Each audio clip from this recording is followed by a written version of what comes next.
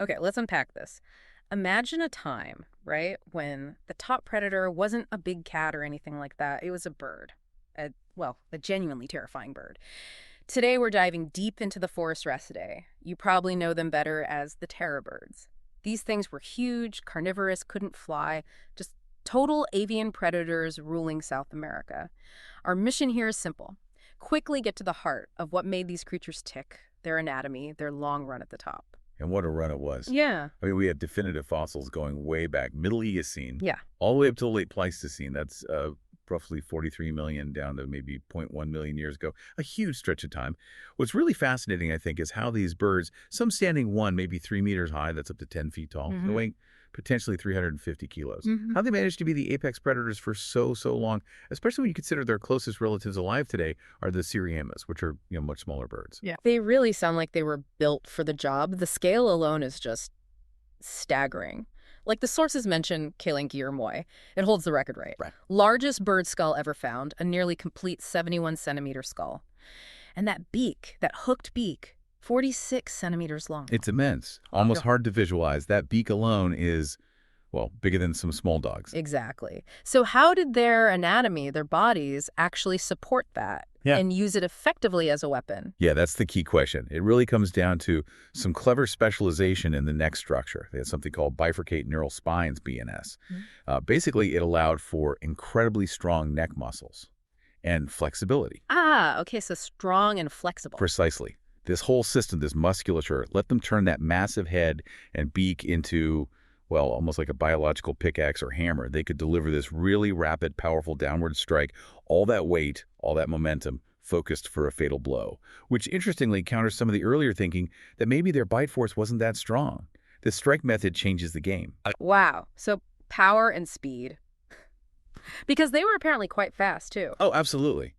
The theories suggest these larger terror birds were surprisingly nimble, potentially reaching speeds around 48 kilometers per hour. That's about 30 miles per hour. Faster than most people can run. That's incredible for a bird that size. It is. And then you get to the feet. This is where you really see that sort of deep evolutionary connection, maybe back to their dinosaur ancestors. Forest racids, they had what we call functionally didactyl footprints. Functionally didactyl, meaning like 2 toes? Essentially, yes. They had more toes, but only 2 really bore the brunt of the weight when walking or running. But here's where it gets really interesting, I think. That second toe, it was modified. It became a specialized sickle claw. A sickle claw, like a velociraptor. Exactly like that comparison suggests, yeah.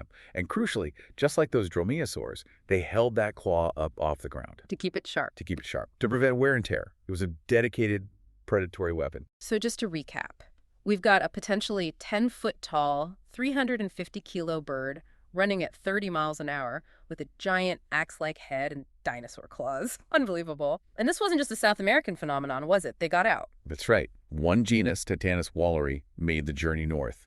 We find its fossils up in North America, Texas, Florida.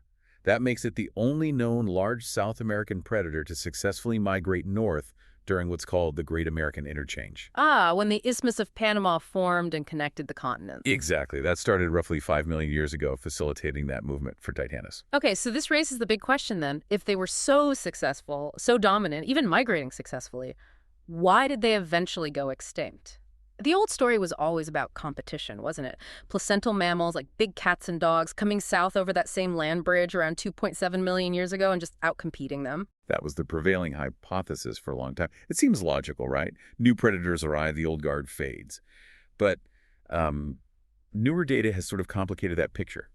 Paleohistology, studying the microscopic structure of the fossil bones and a closer look at the timelines, it suggests their decline might have actually started before the main wave of those North American carnivores really established themselves down south.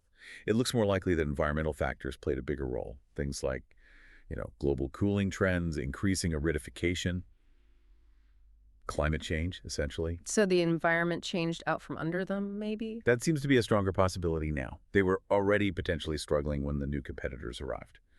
But that said, they were incredibly resilient. They didn't just vanish overnight. We have evidence, particularly for smaller types like Psilopterus in South America, suggesting they held on until, well, at least 96,000 years ago. That's surprisingly recent in geological terms, deep into the late Pleistocene. An incredible history really puts things in perspective. We do want to take a moment here to thank embersilk.com for sponsoring this deep dive. Yes, thanks to embersilk.com.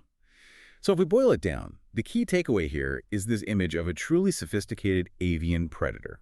A reign lasting tens of millions of years, supported by these incredible anatomical tools, that massive skull for striking, the powerful flexible neck, that dinosaur-like killing claw.